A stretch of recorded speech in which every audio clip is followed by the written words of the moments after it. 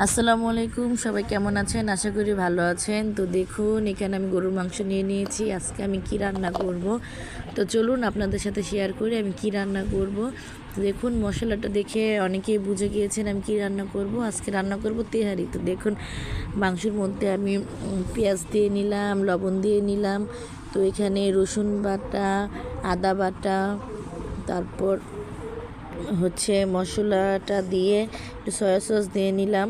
এরপর আমি মশলাটা দিব, মশলাটা দিয়ে সুন্দর করে মাখিয়ে রাখবো কিছুক্ষণ মাখিয়ে রাখলে ভিতরে মশলাটা যাবে, কারণ যেহেতু আমি প্রেশার কুকারে মাংসটা রান্না করব, এজন্য আমি কিছুক্ষণ আগেই মশলাগুলো মাখিয়ে নিব, তাহলে মাংসর মধ্যে মশলাগুলো খুব সুন্দর করে ঢুকে যাবে, না হলে প্রেশার কুকারে সুন্দর হবে না। তো দেখুন, আলুগুলো আমি হলুদ লবণ দিয়ে মরিচের গুঁড়া দিয়ে মাখিয়ে নিয়েছিলাম।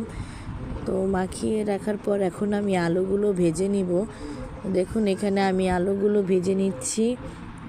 আলুগুলো কিছুক্ষণ ভেজে লালচা রং করে নিব। তো এখানে আমার আলুগুলো ভাজা প্রায় শেষ হয়ে যাচ্ছে। তো এখানে আমি প্রেশার কুকারে এখন মাখানো মাংসগুলো দিয়ে নিব। মাখানো মাংসগুলো দিয়ে হালকা পরিমাণ পানি দিয়ে তারপর একটু তেল দিয়ে আমি এটা বসিয়ে দিব। তো এদিকে এটা হতে থাক, আর এইদিকে যেহেতু বড় পাতিলে রান্না করব, বড় পাতিল গ্যাসের চুলায় সুন্দরভাবে চারো সাইডে আগুন লাগে না, এজন্য আমি বাইরে মাটির চুলায় রান্নাটা করব। তো দেখুন, আমি বড় একটা পাতিলে পেঁয়াজ নিয়ে নিয়েছি, পেঁয়াজটা ভেজে নিব। এর মধ্যে তেজপাতা, এলাচ, দারচিনি এগুলো নিয়ে নিয়েছি। তো দেখুন, এখানে সুন্দর করে লাড়াচাড়া করে এখানে আমি বাকি মশলাগুলো দিয়ে দিব।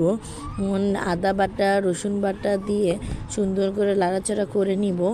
তো তারপরে আমি এটার মধ্যে চাল দিয়ে চালটা ভুনো করে নিব, কিছু পরিমাণ লবণ দিব। তারপর চালটা দিয়ে সুন্দর করে চালটা আমি ভেজে নিব। তো দেখুন, চালটা ভেজে নিচ্ছি।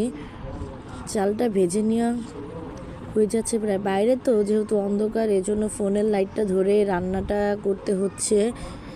আমাদের তো বাইরে রাত্রে যাওয়া হয় না, এজন্য বাইরে লাইটও লাগানো হয়নি। আজকে বিপদে পড়ে যাওয়া আর কি। তো দেখুন, এখানে কিছু দুধ বাটিতে করে রেখেছিলাম, ওই দুধটা দিয়ে দিলাম। তারপর আমি পরিমাণ মতো পানি দিয়ে দিলাম।